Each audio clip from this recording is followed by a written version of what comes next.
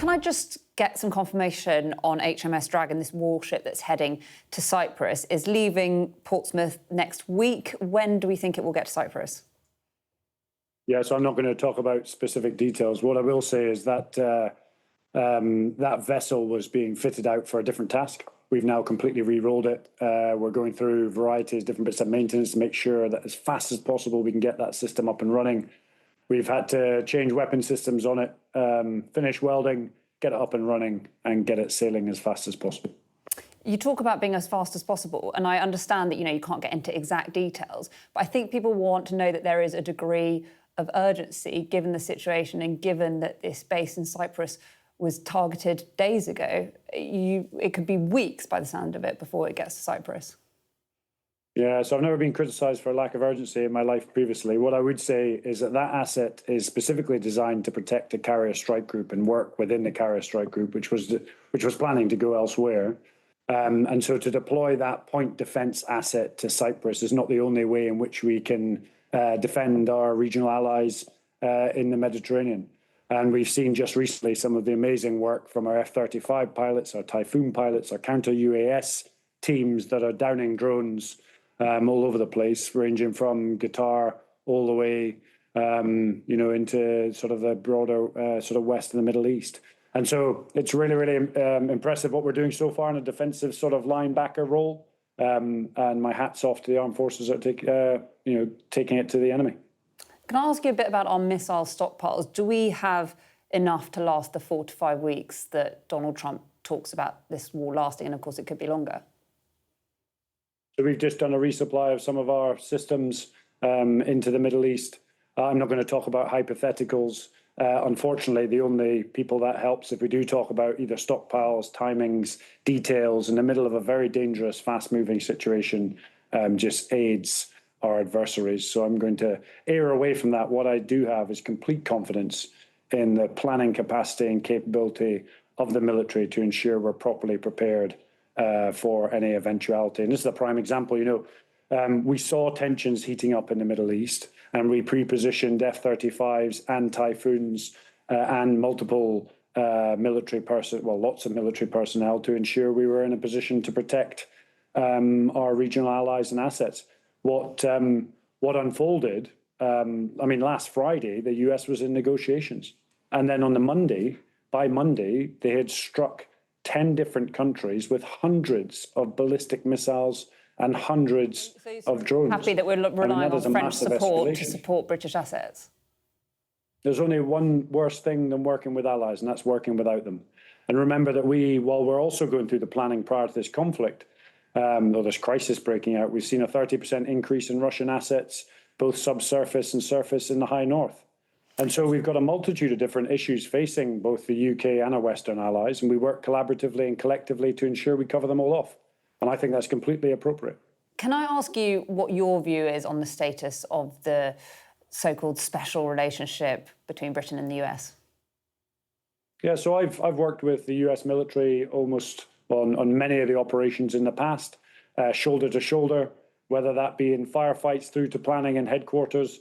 And we have a lot of commonality and interoperability with the US. I understand that, but I'm talking specifically about what we've heard from Donald Trump. Well, if you let me get there, but what I also say is that we also disagree sometimes on intelligence sharing and the legal perception on operations. What Donald Trump says is down to Donald Trump. What I'm telling you is that we're playing an important role in this operation. It's very effective, and it's been proven by the amount of drones that we've shot down, and indeed the much broader C2 and integration of air defence across the Middle East that we're absolutely supporting with. But do you think that words matter? You say what Donald Trump says is down to Donald Trump. It obviously matters what the president of the US is saying. People have described this as Keir Starmer's Love Actually moment, standing up to the US president. Is that how you see it? We've got to be really honest with ourselves. If we're going to get involved in a military operation, we need a really sound legal basis. We need to rebuild trust about how we use our forces, where, when, and why from 2003. And then secondly, we need to have a really It sounds like you're saying the basis for Trump intervening was not a sound legal basis. We have to have I'm not going to comment on the US's legal perspective, I'm telling you on ours. is we need to have a really clear plan and thought through, carefully calculated plan to the end state. Because to get involved in something without a clear end state or objective that would be, every military staff college I've been in, would be to repeat the mistakes of the past. And then the other piece would be we must be in lockstep with our... Do you think Donald Trump has a clear with plan? Our allies and partners. And we and the French and the Germans are all in lockstep. Reference the US plan. It's not in any way, shape or form my job to talk about hypotheticals or another nation's plan on how they engage with their operational output, especially to do it on But isn't it open source important, you know, whether we like it or not, we are now in some way involved in this, and isn't it important to know what the end game is? I'm sorry, but I need to finish the sentence, then I'm more than happy to ask the question. But what I was saying, in the midst of a fast-paced, moving, dangerous situation. Now, when you talk about whether we are involved or not, yes, we are absolutely involved. I will not shed a tear for the Iranian regime that has been the keystone to instability for the last 20 to 30 years. We're in a defensive posture ranging from Qatar all the way across to the Eastern Mediterranean, providing critical support, whether that be mapping and tracking targets to neutralizing them should we have the capabilities to do so.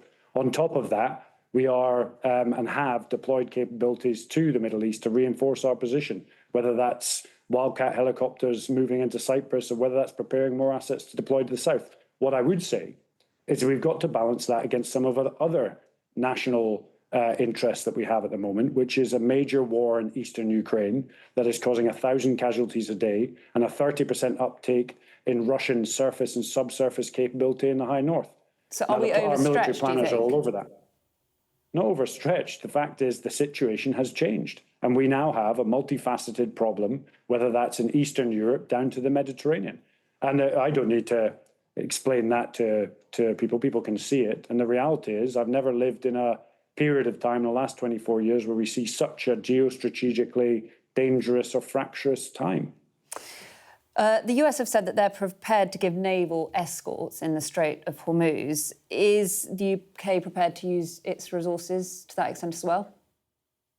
So what I would say, this is a prime example of where conflicts overseas have a direct impact into broader international economies. And I think it's really important to recognise for the British population that these conflicts, whether we like it or not, whether it be fossil fuels, whether it be gas, whether it be national markets, have a specific impact here, much the same as the Ukraine did, pushing up food inflation by 40% at the start of the conflict and affecting world oil prices. And so we've just got to recognise that defence is a critical component of ensuring economic stability, both nationally and indeed internationally.